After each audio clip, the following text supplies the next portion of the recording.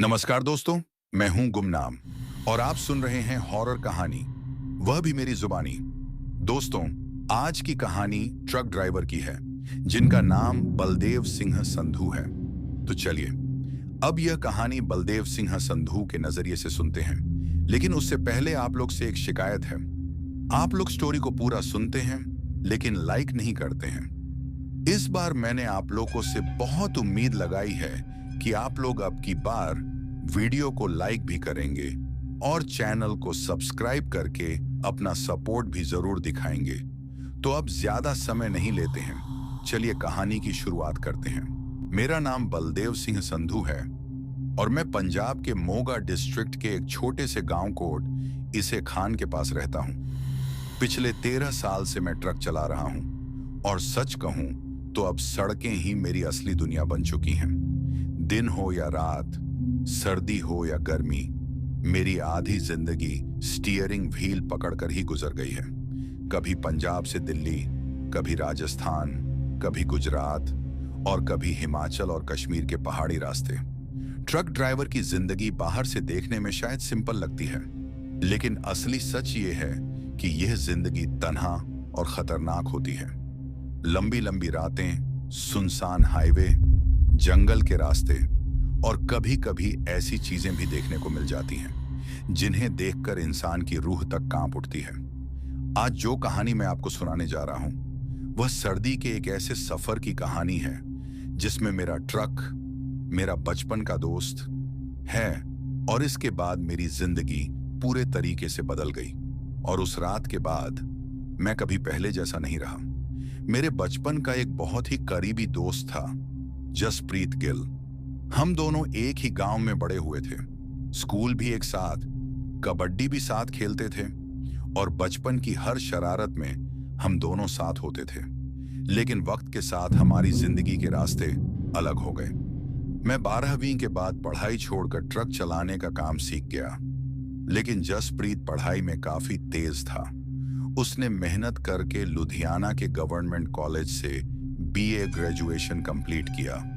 उसके घर वालों को उम्मीद थी कि जसप्रीत एक अच्छी प्राइवेट या सरकारी जॉब करेगा और अपने परिवार की हालत सुधारेगा। लेकिन आजकल की दुनिया में डिग्री होना ही काफी नहीं होता। जसप्रीत ने लगभग 1 साल तक जॉब ढूंढी, लुधियाना, चंडीगढ़, दिल्ली तक इंटरव्यू दी, लेकिन हर जगह या तो एक्सपीरियंस मांगा जाता था या फिर सैलरी इतनी कम होती थी कि उसे घर चलाना मुश्किल हो जाता। धीरे धीरे उसकी उम्मीद टूटने लगी और फिर एक दिन वह मेरे पास आया। उस दिन मैं अपने Tata LPT 4925 heavy trailer truck का इंजन चेक कर रहा था। यह एक बड़ा 16 टायर वाला कंटेनर ट्रक था जिससे मैं लॉन्ग रूट ट्रांसपोर्ट करता था। तभी जसप्रीत वहां आया। उसके चेहरे पर एक अजीब सी थकान और उदासी थी। बलदेव, उसने धीरे से कहा, भाई, अगर तेरे ट्रक में हेल्पर की जगह हो तो मैं काम करना चाहता हूं। मैं एक पल के लिए चुप हो गया। तू तो ग्रेजुएट है यार, तू ट्रक में हेल्पर बनेगा? जसप्रीत हल्का सा मुस्कुरा दिया, लेकिन उसकी आंखों में दर्द साफ नजर आ रहा था। बेरोजगारी इंसान से सब कुछ करवा देती है बलदेव। उसकी बात सुनकर मेरा दिल भर आया, लेकिन मैं उसे मना भी नहीं कर सकता था और उस दिन से जसप्रीत मेरा हेल्पर बन गया। अब बात आती है उस सफर की जिसने मेरी जिंदगी हमेशा के लिए बदल दी। दिसंबर का महीना था। पंजाब में कड़के की सर्दी पड़ रही थी। सुबह सुबह फॉग इतना घना होता था कि कभी कभी 20 मीटर तक भी रोड नहीं दिखता था। उस दिन मुझे लुधियाना के दोराहा इंडस्ट्रियल एरिया में एक बड़े ऑटोमोबाइल वेयरहाउस से लोड उठाना था। यह लोड कोई आम लोड नहीं था। मेरे ट्रक में एक बहुत ही महंगी इंपोर्टेड लग्जरी कार और उसके सर्विस के सामान लोड होने वाले थे।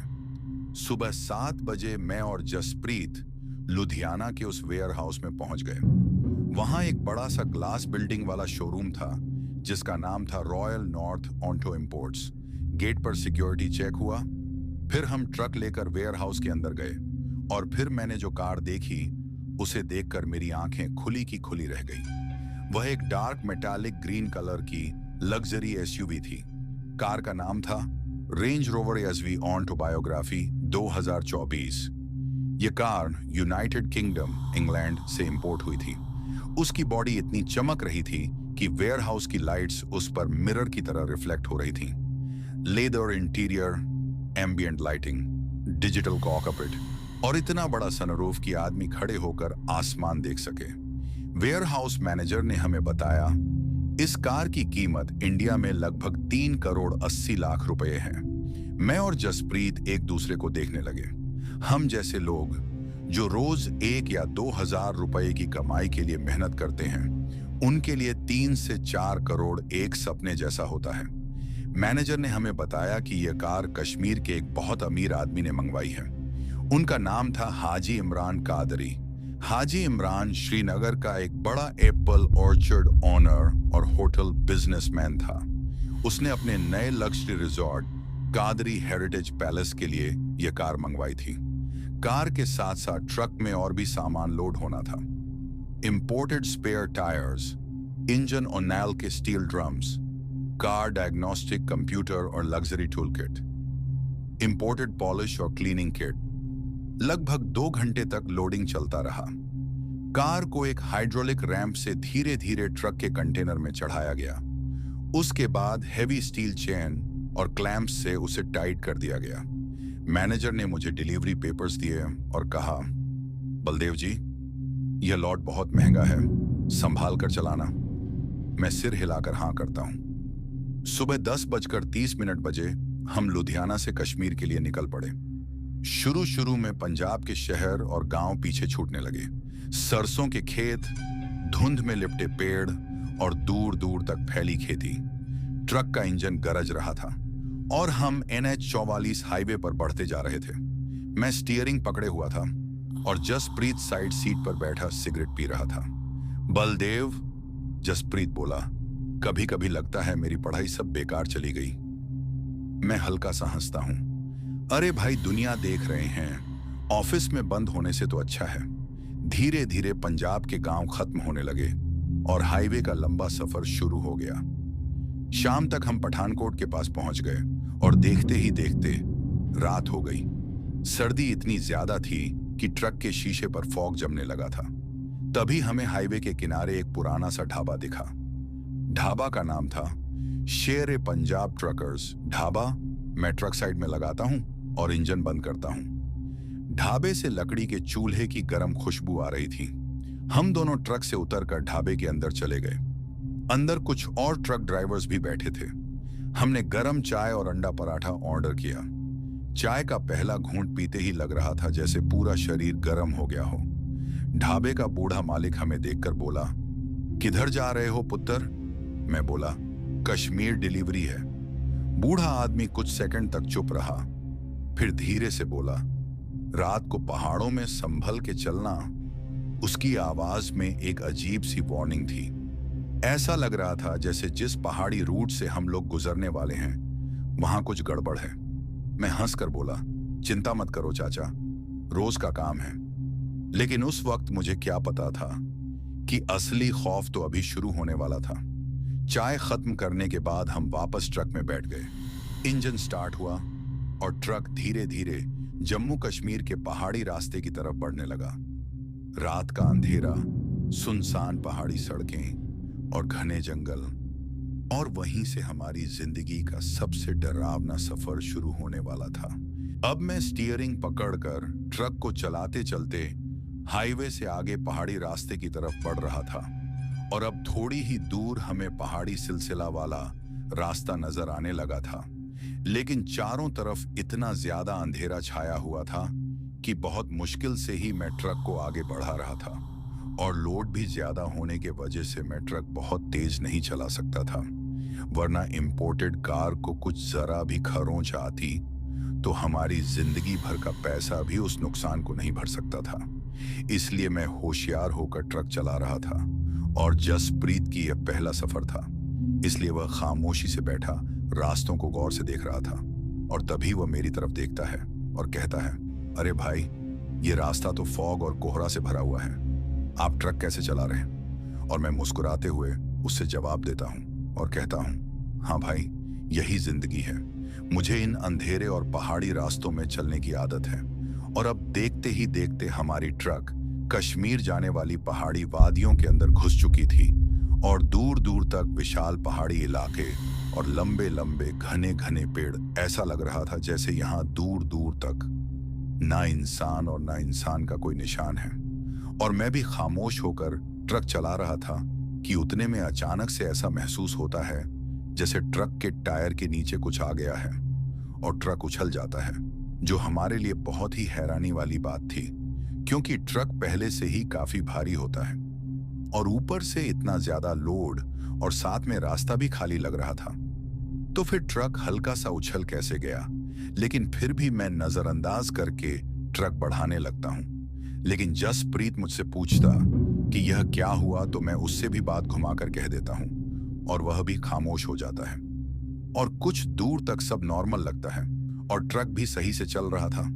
तभी धड़ाम जैसी जोरदार आवाज गूंजती है और इस बार मैं भी जसप्रीत की तरफ देखता हूं तो जसप्रीत कहता है, अरे बलदेव भाई, अब यह कैसी आवाज आई?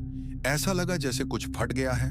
और मैं जसप्रीत को ट्रक से नीचे उतरकर टायर चेक करने को कहता हूं। इसीलिए मैं ट्रक रोक देता हूं और दिल ही दिल में सोचने लगता हूं कि अगर टायर पंचर हो गया होगा तो हम लोग इस वीरान और सुनसान पहाड़ी रास्ते में फंस जाएंगे। और आज मैं एक्स्ट्रा टायर भी लाना भूल गया था, जो मेरी सबसे बड़ी गलती थी। लेकिन जसप्रीत का यह पहला सफर था और वह अकेले ट्रक से उतरने में हिचकिचा रहा था और मैं उसे देखकर समझ गया था। इसलिए पहली बार मैं भी उसको हिम्मत दिलाने के लिए हाथ में टॉर्च लेकर ट्रक से नीचे उतर जाता हूं और हम दोनों एक एक करके ट्रक के सभी टायर में टॉर्च की रोशनी मारकर ध्यान से देखने लगते हैं। लेकिन ट्रक के सारे टायर सही लग रहे थे। लेकिन तभी मेरी नजर ट्रक के सबसे पीछे वाले टायर पर पड़ती है जिससे धुआं निकल रहा था और जसप्रीत कहता है, भाई बलदेव, ये देख, ये वाला टायर तो काफी गर्म हो रहा है। ऐसा लग रहा है कि यह कोई चूल्हा या हीटर है। लेकिन मैं समझ गया था कि यह बहुत बड़ी प्रॉब्लम है क्योंकि एक टायर तभी गर्म हो रहा है जब ब्रेक मारने के या तो कोई प्रॉब्लम हो या फिर ब्रेक ज्यादा टाइट हो। लेकिन मुझे एक बात समझ नहीं आ रही थी कि मेरे ट्रक का ब्रेक तो नॉर्मल ढीला ही रहता है, तो फिर टायर गर्म कैसे हो गया। इसलिए मैं जसप्रीत को टायर के पास खड़ा रहने को कहता हूं और मैं जाकर ब्रेक को चेक करने लगता हूं। तो मैं देखता हूं कि मेरे ट्रक का ब्रेक बहुत ज्यादा टाइट हुआ है और यही वजह थी जो टायर से धुआं निकल रहा था। इसलिए मैं ब्रेक को टूल बॉक्स से टूल निकालकर ब्रेक ढीला करके नॉर्मल कर देता हूं और वापस ट्रक से नीचे उतरकर ट्रक के दरवाजे को अच्छे से बंद करके जसप्रीत के पास, यानी उस गर्म धुआं निकल रहे टायर के पास आकर खड़ा हो जाता हूं और इसे नॉर्मल करने का आइडिया सोचने लगता हूं। तभी अचानक से ट्रक के केबिन से हॉर्न बजने की आवाज आती है और जसप्रीत मेरा चेहरा देखने लगता है और मुझसे कहता है, अरे भाई बलदेव, ये क्या था? हम दोनों तो यहाँ हैं, तो ट्रक का हॉर्न किसने बजाया? और जसप्रीत की बात सुनकर मैं भी थोड़े देर के लिए दंग रह जाता हूँ और मुझे भी अजीब लगता है कि खुद से हॉर्न कैसे बज गया। लेकिन आसपास इतना ज्यादा अंधेरा था और बड़े बड़े पहाड़ फैले हुए थे कि कुछ सही से समझ नहीं आ रहा था कि यह क्या हो रहा है। इसलिए मैं जसप्रीत को साथ लेकर केबिन की तरफ आ जाता हूँ और देखता हूँ कि ट्रक के केबिन का दरवाजा खुद से ही खुला हुआ है और हम दोनों टॉर्च मारकर केबिन के अंदर देखते हैं तो अंदर भी कोई नहीं होता है, जो हम दोनों के लिए काफी चिंता वाली बात थी। लेकिन जसप्रीत कहता है, भाई बलदेव, मुझे तो कुछ समझ नहीं आ रहा है। हो सकता है शायद आसपास कोई चोर या डाकू हो जो अभी अभी ट्रक के केबिन में चोरी करने आया होगा। और मैं भी उसकी बात में हाँ कहता हूँ और हम दोनों हिम्मत करके केबिन से नीचे उतरते हैं और टॉर्च मारकर ट्रक के चारों तरफ देखने लगते हैं। तभी मेरी नजर ट्रक के पीछे टायर की तरफ पड़ती है और कुछ सेकंड के लिए ऐसा लगता है जैसे कोई वहां से अपना सर निकालकर अंधेरे में झांक रही है, क्योंकि उसके लंबे अजीब से बाल नजर आते हैं। लेकिन मैं जैसे ही वहां टॉर्च मारकर देखता हूं तो टॉर्च की रोशनी पड़ते ही वह चीज वहां से गायब हो जाती है और मैं जसप्रीत को बुलाकर सारी बात बताता हूं। लेकिन वह कहता है, नहीं बलदेव, तुझे धोखा हुआ होगा। देख, यहाँ तो कोई भी नहीं है। और वह भी टॉर्च मारकर चेक करके मुझे दिखाता है, लेकिन वहां सच में कोई भी नहीं होता। और अब मैं जसप्रीत को ट्रक के अंदर चलने को कहता हूँ, लेकिन जसप्रीत कहता है, भाई बलदेव, लेकिन टायर तो गर्म है। अभी अगर ट्रक चलेगा तो टायर फट सकता है। और मैं भी उसकी बात से एग्री करता हूँ, क्योंकि गर्म टायर चलने के वजह से फट जाएगा। इसलिए हम दोनों वापस उसी टायर के पास जाकर देखते हैं। तो अब टायर काफी हद तक नॉर्मल हो रहा था और हल्का फुल्का गर्म था। इसलिए अब हम दोनों थोड़ा और इंतजार करने लगते हैं और टायर नॉर्मल होने का सोचते हैं। और उतने में हम दोनों को पहाड़ी रास्ते के दूसरे तरफ से एक बड़ा सा ट्रक आता हुआ नजर आता है। और वह ट्रक काफी बड़ा था, जो अचानक से हमारे ट्रक के सामने आकर रुक जाता है। और हम दोनों डर जाते हैं, क्योंकि हमें लगता है शायद ये कोई चोर या डाकू का ट्रक हो। लेकिन उसके अंदर से ड्राइवर अपना सर बाहर निकालकर हम दोनों से पूछने लगता है, अरे क्या हुआ भाइयों, तुम लोग इतनी रात को यहाँ क्या कर रहे हो? तो जसप्रीत उन्हें सारी बात कहता है और वह अनजान ट्रक ड्राइवर मुझे देखकर कहता है, ठीक है, लेकिन यहाँ ज्यादा देर मत रुकना। लेकिन तुम दोनों ने मुझे रोकने को क्यों कहा है? और तब जसप्रीत कहता है, नहीं भाई, आपको शायद गलतफहमी हुई है।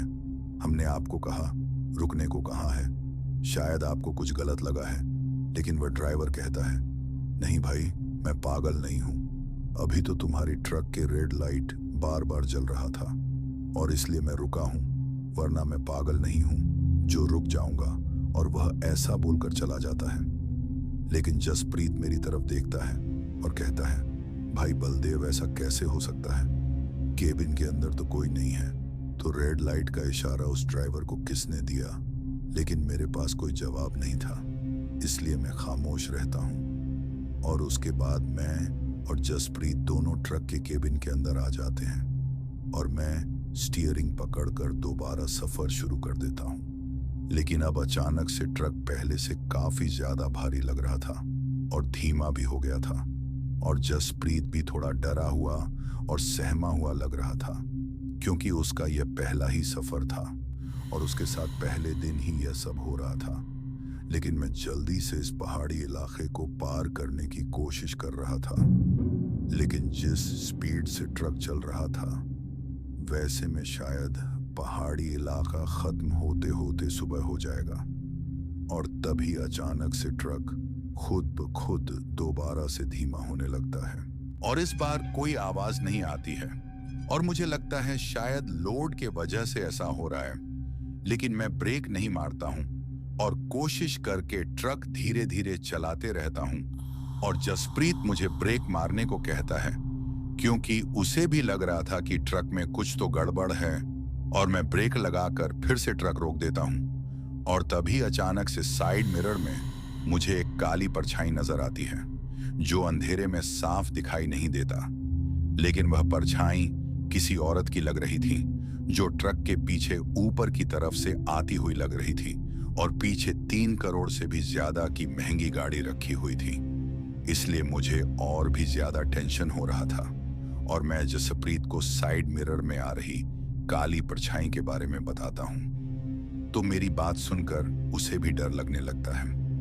लेकिन मैं उसे हिम्मत दिलाता हूं और हम दोनों ट्रक से नीचे उतरकर टॉर्च मारकर ट्रक के पीछे कार की तरफ चेक करने लगते हैं। तो पीछे कोई भी नहीं होता है। इसलिए हम दोनों वापस ट्रक में आकर बैठ जाते हैं। और अब इस बार ट्रक चालू नहीं हो रहा था और इंजन से गुर्र गुर्र जैसी आवाज आ रही थी। ऐसा लग रहा था जैसे इस बार इंजन में ही कुछ प्रॉब्लम हो गया हो। इसलिए अब मैं बहुत ज्यादा परेशान हो गया था और दूर दूर तक सिवाय पहाड़ के कुछ भी नजर नहीं आ रहा था। और मैं ट्रक स्टार्ट करने की कोशिश करता हूं, लेकिन ट्रक था जो चालू होने का नाम नहीं ले रहा था। इसलिए मैं जसप्रीत को ट्रक में बैठने का बोलकर अकेले ट्रक से नीचे उतर जाता हूं और आसपास कोई इंसानी आबादी या घर ढूंढने लगता हूं। लेकिन जसप्रीत मुझे अकेला जाने से काफी रोक रहा था। लेकिन फिर भी मैं अकेला निकल गया था, क्योंकि मुझे महंगी कार का काफी फिक्र हो रहा था। क्योंकि अगर उसे कुछ हो गया तो मैं मालिक को क्या जवाब दूंगा। इसलिए मैं अकेले ही पहाड़ों के बीच मदद के लिए भटकने लगता हूं और दूर मुझे एक लालटेन की जैसी रोशनी नजर आती है। इसलिए मैं उस रोशनी की तरफ बढ़ने लगता हूँ और तभी पहाड़ों के बीच से अजीब से पायल जैसी आवाज आने लगती है और अचानक से ऐसा महसूस होता है जैसे मेरे पीछे कोई चल रहा है। लेकिन मैं जब भी पीछे मुड़कर देखता हूँ तो पीछे चारों तरफ गहरा अंधेरा छाया हुआ होता है और मैं अब काफी डर चुका था, क्योंकि आप सोच नहीं सकते हो, जब आप अकेले बड़े बड़े पहाड़ों के बीच अकेले अंधेरे में चलोगे तो आपको कैसा लगेगा, जरा सोच कर देखिए। और अब मैं चलते चलते उस रोशनी वाले घर जैसी झोपड़ी की तरफ आ गया था, लेकिन बाहर से दरवाजा बंद था, वह भी बिना लॉक के। और मैं दरवाजा खोलने के लिए जैसे ही कुंडी में हाथ देता हूं तो मेरे कंधे पर अचानक से कोई हाथ आ जाता है और मैं डर कर पीछे मुड़कर देखता हूं तो एक बहुत ही बूढ़े चाचा जी खड़े होकर मुझे गुस्से से घूर रहे थे और कहते हैं, कौन हो तुम और चोरी छुपे मेरे घर के कुंडी को क्यों खोल रहे हो? लेकिन मैं उनसे माफी मांगता हूं और उन्हें अपनी सारी अपबीती बताने लगता हूं, जिससे सुनकर वह चिंता वाला चेहरा बनाकर मुझे जल्दी से जसप्रीत को बुलाने को कहते हैं। और मैं समझ नहीं पाता हूं तो चाचा जी कहते हैं, जल्दी से जाओ, अपने दोस्त को बचाओ, वहां पर कोई है जो उसका शिकार करके उसे ले जाएगी। इसीलिए मैं कुछ बिना समझे तेजी से भागते हुए जाने लगता हूं और भागते भागते 15 मिनट के बाद वापस ट्रक के नजदीक पहुंच जाता हूं तो देखता हूं कि ट्रक का गेट खुला हुआ है और हेडलाइट बंद है। इसलिए मैं टॉर्च की रोशनी से केबिन के अंदर देखता हूं तो जसप्रीत गायब था और मैं ट्रक के चारों तरफ देखने लगता हूं तो जसप्रीत ट्रक के ऊपर कार के पास बेहोश पड़ा हुआ मिला था। इसलिए मैं जसप्रीत को लेकर घसीटते हुए केबिन के अंदर आता हूं और उसके चेहरे पर पानी छिड़क कर उसे होश में लाता हूं तो वह मुझे देखकर पकड़ लेता है और रोने लगता है और मैं समझ जाता हूं कि शायद जसप्रीत के साथ कुछ तो हुआ है और मैं उससे पूछने लगता हूं तो जसप्रीत कहता है कि मैंने साइड मिरर में एक औरत की परछाई को देखा था, इसलिए मैं केबिन का गेट खोलकर चेक करने के लिए उतरा था कि बाहर कौन है।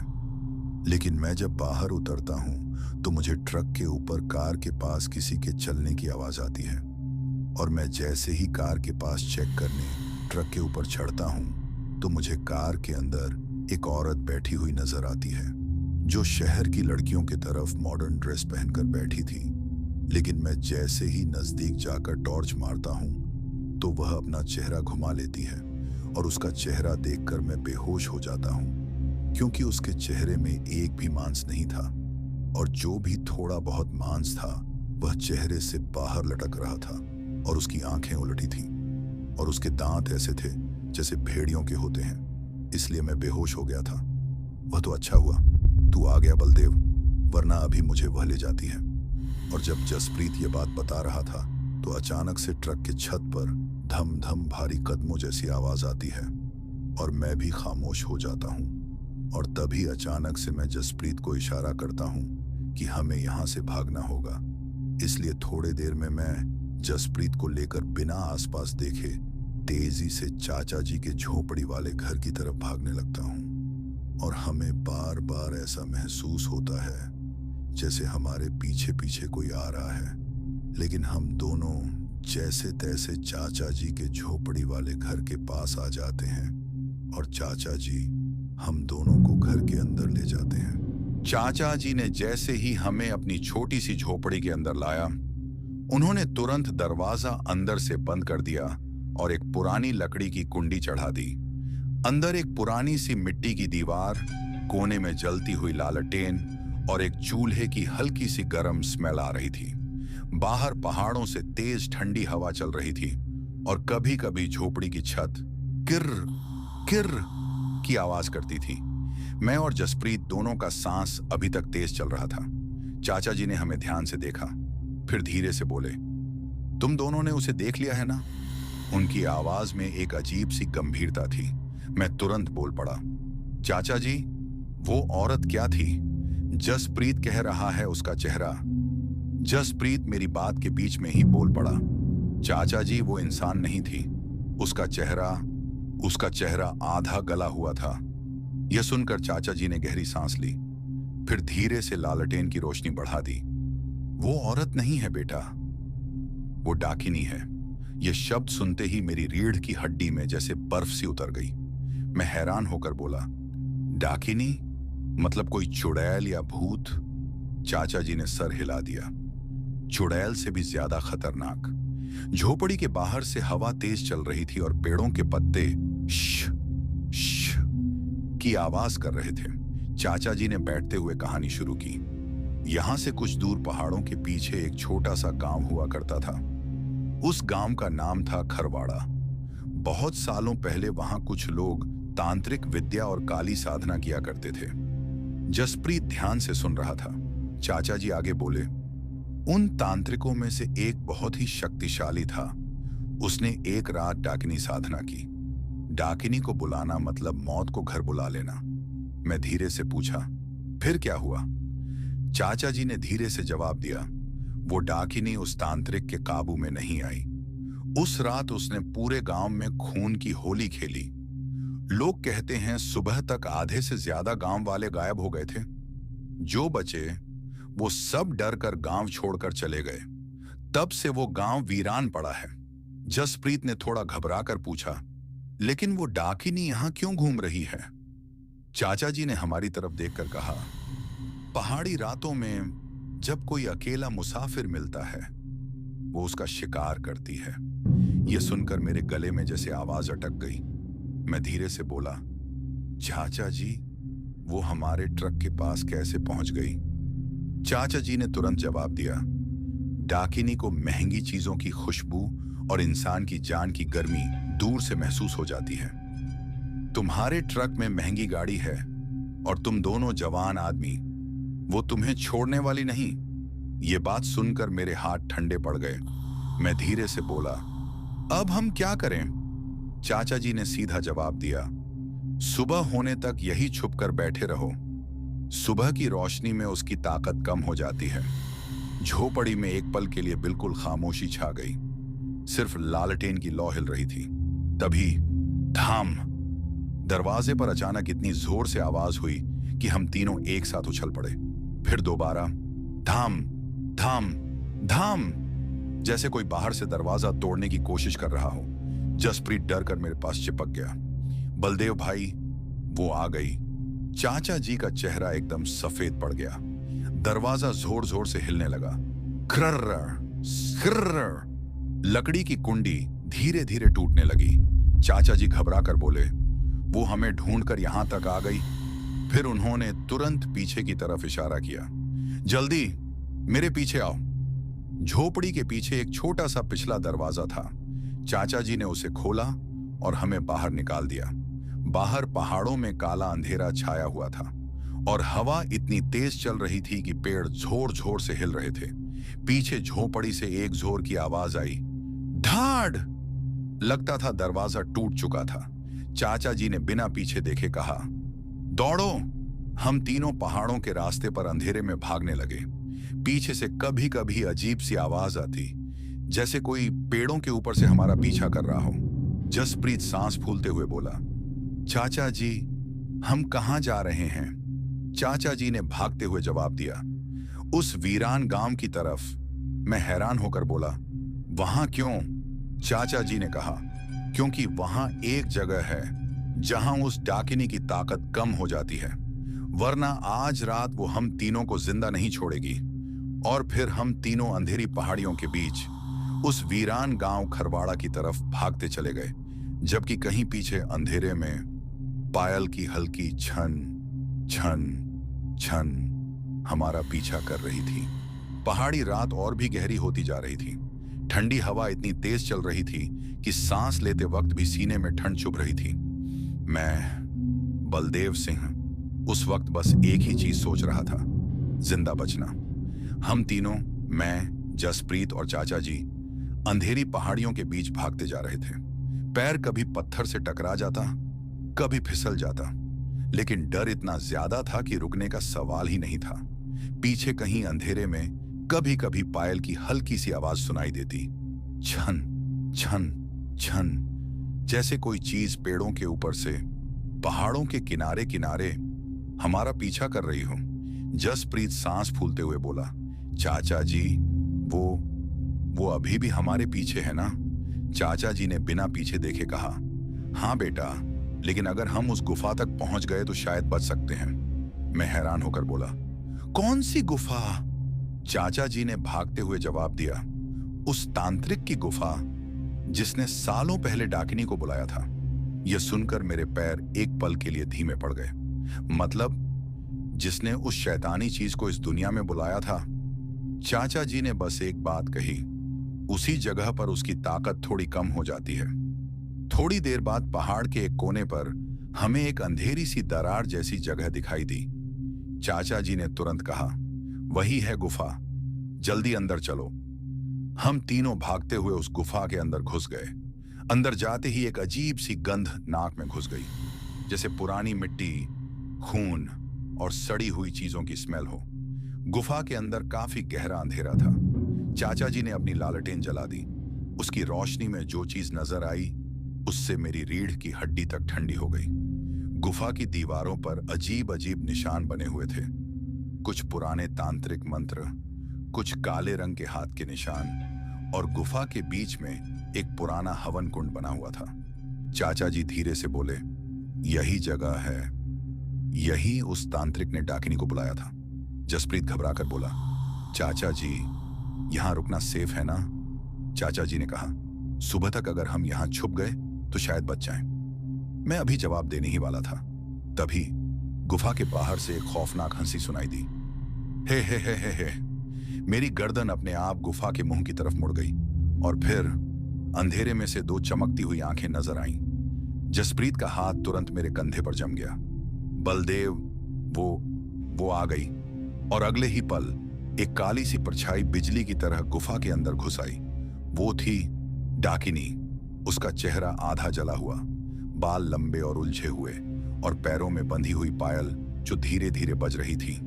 छन छन। चाचा जी जोर से चिल्लाए, पीछे हट जाओ, लेकिन उससे पहले ही डाकिनी हवा में उछली और सीधा जसप्रीत पर टूट पड़ी। आह! जसप्रीत की चीख गुफा में गूंज उठी। डाकिनी ने उसके पैर पकड़ ली और उसे जमीन पर घसीटने लगी। मैं तुरंत उसकी तरफ भागा, जसप्रीत! लेकिन चाचा जी ने मुझे जोर से पकड़ लिया। पागल हो गए हो क्या? वो तुम्हें भी मार देगी। जसप्रीत जमीन पर घसीटा जा रहा था। उसकी उंगलियां मिट्टी में गड़ रही थीं।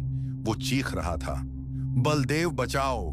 मेरा दिल फट रहा था, लेकिन डाकिनी उसे घसीटकर गुफा के बाहर अंधेरे में ले गई और कुछ पल बाद सब कुछ बिल्कुल खामोश हो गया। सिर्फ हवा चल रही थी। मैं घुटनों पर गिर गया। जसप्रीत, चाचा जी ने धीरे से कहा, बेटा, अब वो नहीं बचेगा। लेकिन मुझे यह बात मंजूर नहीं थी। मैं तुरंत खड़ा हो गया। मैं उसे ढूंढने जा रहा हूं। चाचा जी ने तुरंत मेरा हाथ पकड़ लिया। पागल हो गए हो क्या?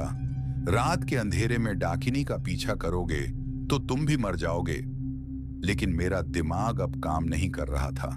वो मेरा बचपन का दोस्त है, मैं उसे ऐसे नहीं छोड़ सकता। मैं गुफा से बाहर निकल गया। चाचा जी पीछे से चिल्लाए, बलदेव रुक जाओ! लेकिन मैं नहीं रुका। आखिरकार चाचा जी भी मजबूरन मेरे पीछे आ गए। हम दोनों पहाड़ी जंगल में जसप्रीत को ढूंढने लगे। थोड़ी देर बाद हमें जमीन पर घसीटने के निशान दिखाई दिए, जैसे कोई किसी को जोर से घसीट कर ले गया हो। हम उन निशानों का पीछा करते करते पहाड़ के एक और कोने पर पहुंच गए। वहां एक पुरानी सी खाई जैसी जगह थी, और जब चाचा जी ने लालटेन की रोशनी वहां डाली तो मेरी सांस रुक गई। वहां इंसानी हड्डियां बिखरी हुई थीं, पुरानी खोपड़ियां, सूखे हुए कपड़े और कुछ आधी सड़ी हुई लाशें। चाचा जी धीरे से बोले, यह उसका अड्डा है, यहीं वो अपने शिकार को लाती है। मेरी नजर अचानक एक चीज पर पड़ी। जमीन पर जसप्रीत की जैकेट पड़ी हुई थी और उसके थोड़ा आगे अंधेरे में से फिर से पायल की आवाज आई, छन छन। और फिर अंधेरे में से एक आवाज आई, बलदेव! मेरा खून जम गया, क्योंकि वो आवाज जसप्रीत की थी। लेकिन चाचा जी धीरे से मेरे कान के पास बोले, बेटा, पीछे मत मुड़ना, वो जसप्रीत नहीं है। और उसी पल मेरे बिल्कुल पीछे से किसी ठंडे हाथ ने मेरा कंधा पकड़ लिया और गुफा जैसी अंधेरी जगह में डाकिनी की खौफनाक हंसी गूंज उठी। हे हे हे हे हे। रात का वो मंजर आज भी मेरी आंखों के सामने बिल्कुल साफ है। जब मैं और चाचा जी हड्डियों के उस ढेर के पास खड़े थे, तभी अचानक से हमें एक हल्की सी कराहने की आवाज सुनाई दी। बलदेव, बचाओ। ये आवाज बिल्कुल कमजोर थी, लेकिन मैं उसे तुरंत पहचान गया। जसप्रीत। मेरा दिल जोर से धड़कने लगा। मैं तुरंत टॉर्च लेकर उस आवाज की तरफ बढ़ा और जैसे ही हड्डियों के ढेर के पीछे पहुंचा, मेरी सांसें एक पल के लिए रुक सी गईं। वहां एक पुराना सा सूखा पेड़ था और उस पेड़ से रस्सी के टुकड़ों और सूखी बेलों से जसप्रीत बंधा हुआ था। उसका चेहरा सफेद पड़ चुका था, कपड़े फटे हुए थे और उसके हाथ पैर थरथरा रहे थे। बलदेव भाई, उसने मुश्किल से आंखें खोली। मैं तुरंत उसके पास भागकर गया और उसे खोलने लगा। जसप्रीत, हिम्मत रख, मैं आ गया हूं। लेकिन तभी छन छन छन, पायल की वही खौफनाक आवाज फिर से अंधेरे में गूंज उठी। मेरा हाथ वहीं रुक गया। चाचा जी ने तुरंत जोर से कहा, बलदेव जल्दी करो, वो आ रही है। मैं घबराहट में बेल तोड़ने लगा और कुछ ही सेकंड में जसप्रीत आजाद हो गया। लेकिन उसकी हालत इतनी खराब थी कि वो खड़ा भी मुश्किल से हो पा रहा था। तभी पेड़ों के ऊपर से एक काली परछाई धीरे धीरे नीचे उतरने लगी। मैंने टॉर्च की रोशनी उस तरफ करी और जो मैंने देखा उससे मेरी रूह तक कांप गई। वही डाकिनी थी। उसके लंबे उलझे हुए बाल हवा में उड़ रहे थे और उसका आधा गला हुआ चेहरा सीधा हमारी तरफ घूर रहा था। उसकी उल्टी आंखें चमक रही थीं। फिर वो एक अजीब सी खतरनाक हंसी हंसी। खख ख। जसप्रीत डर के मारे मेरे कंधे से चिपक गया। बलदेव भाई, वो आ गई। डाकिनी धीरे धीरे पेड़ से नीचे उतरकर हमारी तरफ बढ़ने लगी। उसके पैर जमीन को छूते ही नहीं थे। वो हवा में थोड़ी सी तैर रही थी। चाचा जी तुरंत समझ गए कि अब भागने का वक्त आ गया है।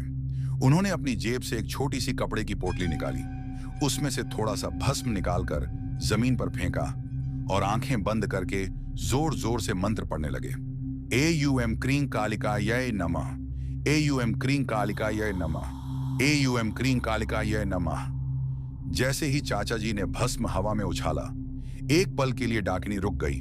उसने जोर से चीख मारी, आहा! उसका चेहरा और भी ज्यादा भयानक हो गया। चाचा जी ने तुरंत मुझे पकड़कर कहा, बलदेव, ये ज्यादा देर नहीं रुकेगी, जल्दी ट्रक की तरफ चलो। मैं और जसप्रीत तुरंत भागने लगे। हम तीनों पहाड़ी रास्ते पर अंधेरे में दौड़ रहे थे। पीछे से डाकिनी की गुस्से भरी चीखें सुनाई दे रही थीं। पेड़ों के ऊपर से उसके कूदने की आवाज आ रही थी। छन छन छन। पायल की आवाज हमारे बिल्कुल करीब आती जा रही थी। 15 मिनट तक हम बिना रुके भागते रहे और फिर दूर अंधेरे में मुझे अपना ट्रक नजर आया। उस वक्त मुझे लगा जैसे मेरी जान वापस आ गई हो। चाचा जी, ट्रक! हम तीनों तेजी से ट्रक तक पहुंच गए। मैं तुरंत ड्राइवर सीट पर बैठ गया, जसप्रीत को साइड में बिठाया और चाचा जी भी केबिन में चढ़ गए। मैंने इग्निशन घुमाया। इंजन ने एक बार गुर्र गुर्र की आवाज की। मेरा दिल जोर से धड़क रहा था। भगवान, अब चालू हो जा। फिर मैंने दोबारा की घुमाई। इस बार इंजन स्टार्ट हो गया, चल गया। मैं तुरंत ट्रक को गियर में डालकर एक्सेलरेटर दबा दिया। ट्रक धीरे धीरे पहाड़ी रास्ते पर बढ़ने लगा।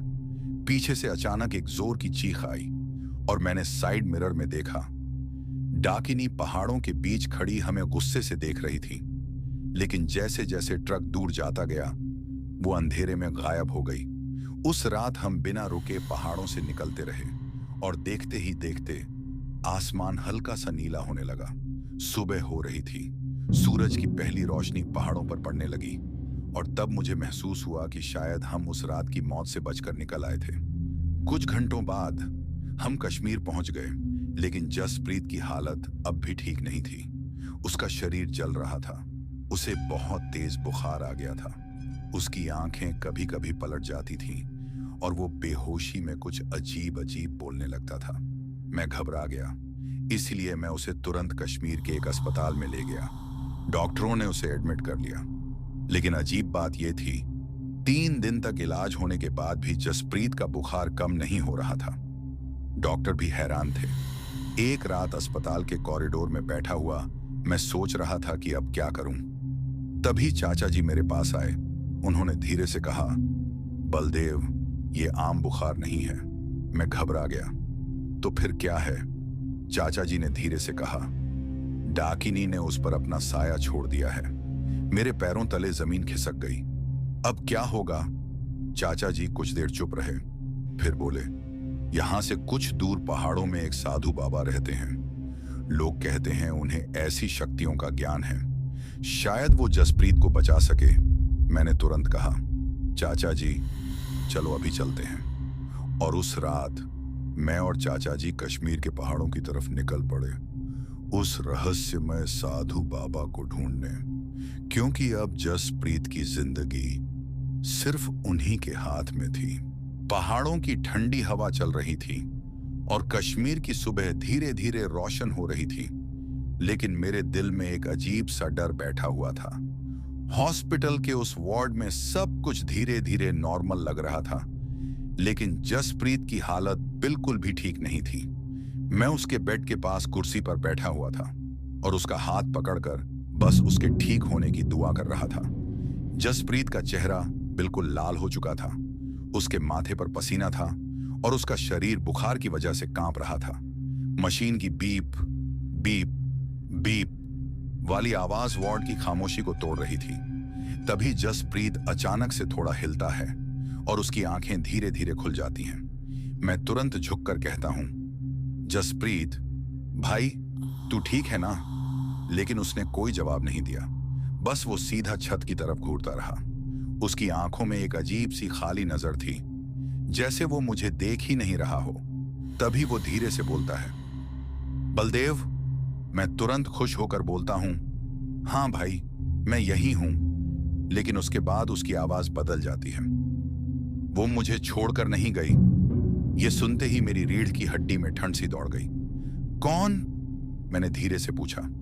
जसप्रीत धीरे से मेरी तरफ गर्दन घुमाता है और उसकी आंखें एक पल के लिए बिल्कुल सफेद हो जाती हैं। वो पहाड़ों वाली औरत। ये सुनते ही मेरी सांस अटक गई। तभी अचानक जसप्रीत जोर जोर से कांपने लगता है। मशीन की आवाज तेज हो जाती है। Beep beep beep. नर्स तुरंत दौड़कर आती है। डॉक्टर भी आ जाते हैं। डॉक्टर कहते हैं, पेशेंट का टेम्परेचर 105 हो गया है। मैं घबरा कर खड़ा हो जाता हूं। डॉक्टर इंजेक्शन लगाते हैं, लेकिन जसप्रीत का शरीर और ज्यादा कांपने लगता है। तभी चाचा जी मुझे बाहर ले जाते हैं। वो धीरे से कहते हैं, बलदेव बेटा, मैंने कहा था ना, वो डाकिनी उसको छोड़कर नहीं जाएगी। मेरे मुंह से आवाज ही नहीं निकल रही थी। तभी चाचा जी कहते हैं, यहां से 10 किलोमीटर दूर एक साधु बाबा रहते हैं। अगर कोई उसको बचा सकता है तो वो वही है। मैं तुरंत बोलता हूं, चलो चाचा जी, अभी चलते हैं। हम दोनों तुरंत हॉस्पिटल से बाहर निकले और एक टैक्सी पकड़कर पहाड़ों की तरफ चल दिए। लगभग आधा घंटा बाद हम एक छोटे से पुराने मंदिर के पास पहुंच गए। वहां एक साधु बाबा धूनी के पास बैठकर ध्यान लगा रहे थे। उनकी लंबी सफेद दाढ़ी थी और उनकी आंखें बंद थीं। चाचा जी उनके पास झुककर बोले, बाबा, एक लड़के की जान खतरे में है। साधु बाबा ने धीरे से आंखें खोली और बिना कुछ पूछे सीधा बोल पड़े, उस पर डाकिनी का साया है। मेरा दिल जोर से धड़कने लगा। बाबा ने मुझे देखा और बोले, तुम लोग उसे पहाड़ों से लेकर आए हो ना? मैं हैरान होकर सिर हिला देता हूं। बाबा तुरंत खड़े होते हैं। चलो, देर नहीं करनी चाहिए। हम तीनों जल्दी जल्दी हॉस्पिटल पहुंचते हैं, लेकिन हॉस्पिटल के अंदर का माहौल अजीब हो चुका था। कॉरिडोर में अंधेरा था और नर्सें घबराकर एक दूसरे से बात कर रही थीं। मैं तुरंत पूछता हूं, क्या हुआ? एक नर्स डरकर बोलती है, पेशेंट जसप्रीत का रूम, वहां कुछ अजीब हो रहा है। हम तीनों तुरंत उस वार्ड की तरफ भागते हैं। रूम का दरवाजा आधा खुला हुआ था। अंदर बिल्कुल अंधेरा था। साधु बाबा धीरे से मंत्र पढ़ते हुए अंदर गए। मैं और चाचा जी भी उनके पीछे पीछे गए। और जो हमने देखा उसने हमारे पैरों तले जमीन खींच ली। जसप्रीत बेड पर नहीं था, वो छत से उल्टा लटका हुआ था। उसके बाल नीचे लटक रहे थे और उसका चेहरा बिल्कुल काला पड़ चुका था। उसकी आंखें बिल्कुल सफेद हो चुकी थीं और उसके मुंह से एक अजीब सी हंसी निकल रही थी। हे। नर्स डर कर बाहर भाग गई। साधु बाबा तुरंत जोर जोर से मंत्र पढ़ने लगे। AUM क्रीं काली कालिकाय नमः। रूम में हवा तेज चलने लगी। जसप्रीत का शरीर हिलने लगा। उसकी आवाज बदल गई। तुम मुझे नहीं रोक सकते, बाबा और तेज मंत्र पढ़ने लगे। जसप्रीत अचानक से छत से नीचे गिरता है और सीधा बाबा के सामने खड़ा हो जाता है। उसका चेहरा अब बिल्कुल इंसानी नहीं लग रहा था। उसके दांत बाहर निकले हुए थे और उसकी आंखों में एक खौफनाक चमक थी। बाबा चिल्लाकर कहते हैं, डाकिनी, इस शरीर को छोड़ दे। जसप्रीत जोर से हंसता है। यह शरीर अब मेरा है। और अगले ही पल जसप्रीत बिजली की तरह बाबा पर झपट पड़ता है। मैं और चाचा जी चिल्लाते हैं, बाबा, लेकिन सब कुछ एक पल में हो जाता है। जसप्रीत बाबा की गर्दन पकड़कर उन्हें दीवार से दे मार देता है। धाम। साधु बाबा जमीन पर गिर जाते हैं। उनके मुंह से खून निकलने लगता है और कुछ सेकंड बाद साधु बाबा बिल्कुल शांत हो जाते हैं। रूम में एक भयानक खामोशी छा जाती है। मैं और चाचा जी सन्न रह गए थे। जसप्रीत धीरे धीरे हमारी तरफ मुड़ता है। उसकी आंखें बिल्कुल लाल हो चुकी थीं और उसके मुंह से वही आवाज निकली, अब तुम दोनों की बारी है। और फिर वो धीरे धीरे हमारी तरफ चलने लगा। रूम का दरवाजा अपने आप बंद हो गया और उस रात हॉस्पिटल के उस कमरे में हम तीनों के बीच एक और भी भयानक खेल शुरू होने वाला था। रूम के अंदर जो कुछ हुआ था उसके बाद मेरे पैर जैसे जमीन में गड़ गए थे। साधु बाबा का लहू जमीन पर फैल चुका था और जसप्रीत, या शायद अब वो जसप्रीत नहीं रहा था, वो कमरे के कोने में खड़ा था। उसकी सांसें भारी हो चुकी थीं और उसकी गर्दन धीरे धीरे एक अजीब सी तरह टेढ़ी हो रही थी। उसकी आंखें बिल्कुल काली हो चुकी थीं, जैसे उनके अंदर कोई रोशनी ही नहीं बची हो। मैं डर के मारे धीरे से बोला, जसप्रीत। मेरी आवाज सुनते ही उसने अपना सर मेरी तरफ घुमाया। उस पल जो मैंने देखा वो जिंदगी भर नहीं भूल सकता। उसके होंठों पर एक अजीब सी टेढ़ी मुस्कान थी और उसकी आवाज एक साथ दो अलग अलग आवाजों में निकली। बलदेव। अब भी मुझे पहचान नहीं पाया। ये आवाज जसप्रीत की भी थी और किसी और औरत की भी। मेरे पीछे खड़े चाचा जी ने तुरंत मेरा हाथ पकड़ लिया। उन्होंने धीरे से कहा, बेटा, अब ये जसप्रीत नहीं रहा। उसी वक्त जसप्रीत का शरीर अचानक से जोर जोर से कांपने लगा। उसकी गर्दन पीछे की तरफ झुक गई और उसके मुंह से एक भयानक सी चीख निकली,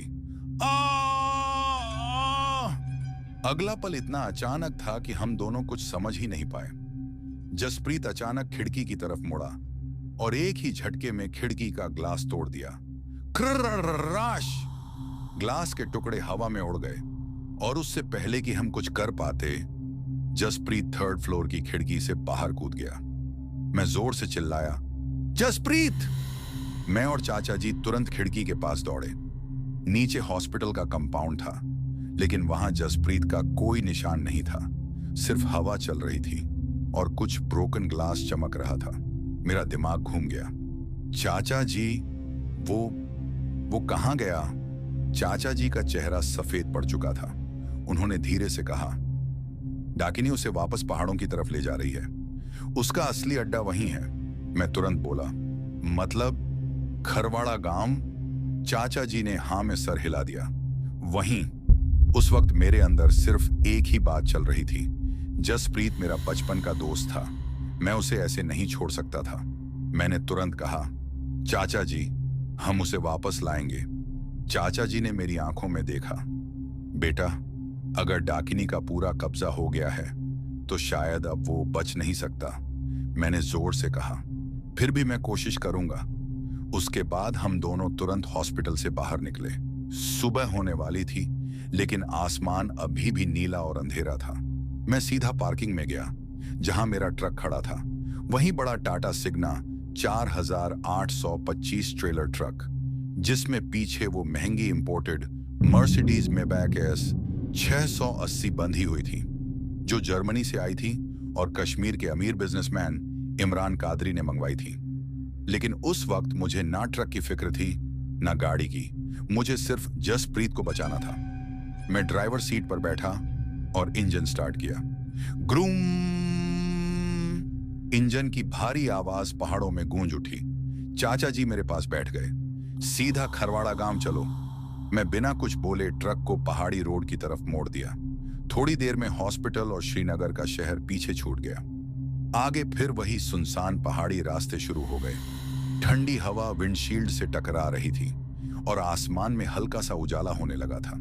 लेकिन पहाड़ों के अंदर अभी भी अंधेरा था। लगभग 45 मिनट बाद वही पहाड़ी मोड़ नजर आने लगे जहां कल रात सब कुछ शुरू हुआ था। और कुछ देर बाद दूर पहाड़ों के बीच एक वीरान गांव की टूटी हुई झोपड़ियां नजर आने लगी। चाचा जी ने धीरे से कहा, यही है खरवाड़ा। मैंने ट्रक रोड के किनारे रोका। इंजन बंद हो गया। एक पल में सब कुछ खामोश हो गया। ना कोई इंसान, ना कोई आवाज, सिर्फ हवा और कभी कभी किसी पुरानी छत का किर्र किर्र करना। मैं और चाचा जी ट्रक से उतर गए। मैंने टॉर्च जलाई। गांव बिल्कुल उजड़ा हुआ था। टूटे हुए घर, जली हुई दीवारें और जगह जगह पुराने हवन कुंड के निशान। ऐसा लग रहा था जैसे यहां सालों से कोई नहीं आया। हम धीरे धीरे गांव के अंदर चलने लगे। तभी दूर एक पुराने मंदिर के पास किसी के खड़े होने का साया नजर आया। मेरा दिल जोर से धड़कने लगा। मैंने टॉर्च उस तरफ घुमाई और अगले ही पल मेरे मुंह से धीरे से निकला, जसप्रीत। वो वहीं खड़ा था, लेकिन वो बिल्कुल सीधा खड़ा नहीं था। उसकी गर्दन टेढ़ी थी, बाल बिखरे हुए थे और वो मंदिर की दीवार पर अपने नाखून से कुछ खुरच रहा था। चाचा जी ने धीरे से कहा, सावधान रहना, अब उसके अंदर डाकिनी है। मैं धीरे धीरे उसके पास बढ़ने लगा। जसप्रीत भाई, मैं हूं बलदेव। एक पल के लिए वो रुक गया। फिर धीरे धीरे उसने अपना सर घुमाया। उसकी आंखें बिल्कुल काली हो चुकी थीं और उसके होंठों पर एक अजीब सी मुस्कान थी। उसने धीरे से कहा, बलदेव, तुम फिर आ गए। उसकी आवाज फिर से दो अलग आवाजों में थी।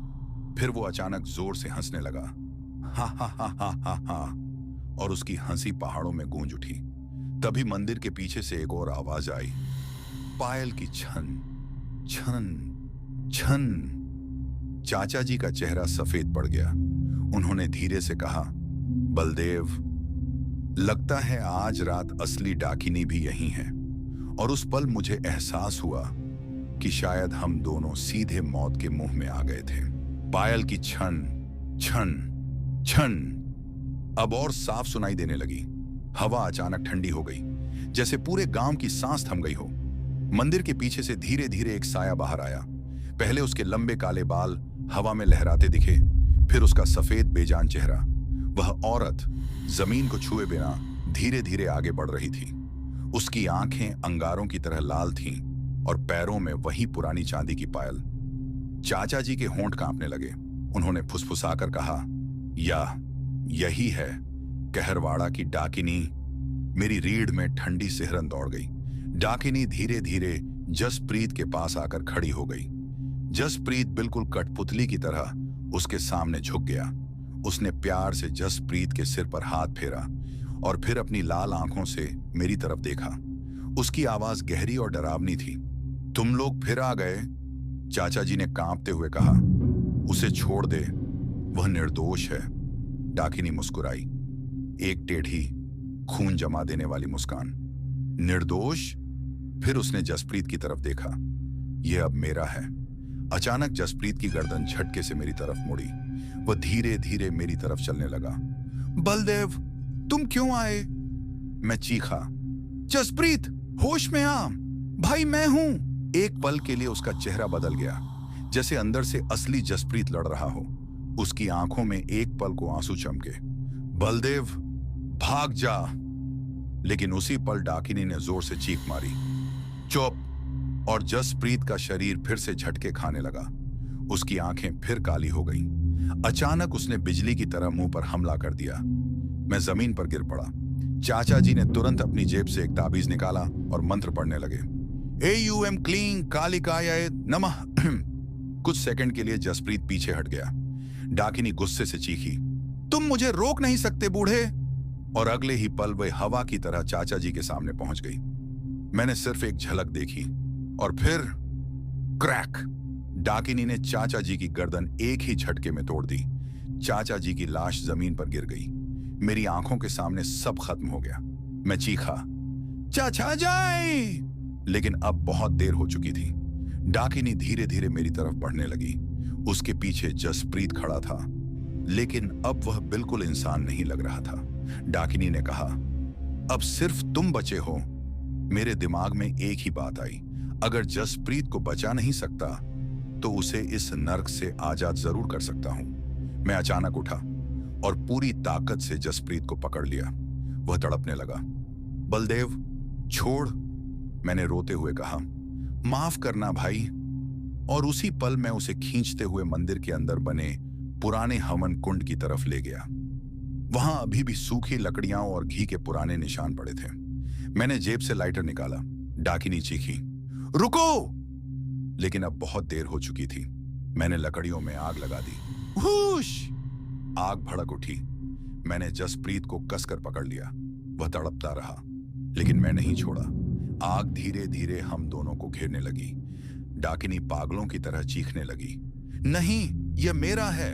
लेकिन आग अब तेज हो चुकी थी। जसप्रीत अचानक शांत हो गया।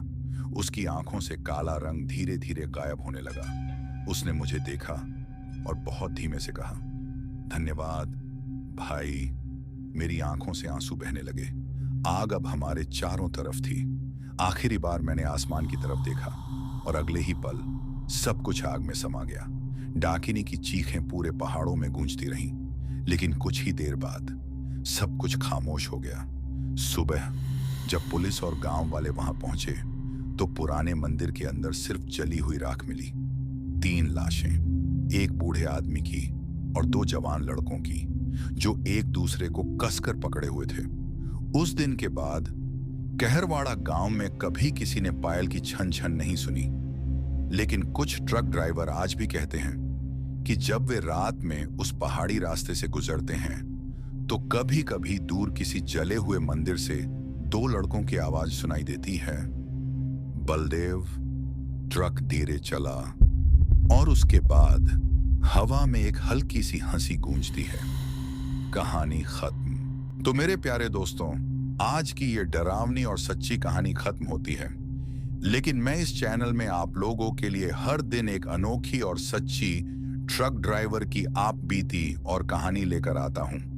लेकिन आप लोगों से मेरी एक रिक्वेस्ट है, प्लीज हमें सपोर्ट करने के लिए हमारे इस वीडियो को लाइक करके चैनल को सब्सक्राइब कर लीजिए। और अगर आप भी अपना नाम नेक्स्ट वीडियो में अनाउंस करवाना चाहते हो तो इस वीडियो के कमेंट सेक्शन में अपना नाम लिख दीजिए। और हम लोग मिलते हैं नेक्स्ट वीडियो में एक नए और डरावनी कहानी के साथ। तब तक अलविदा।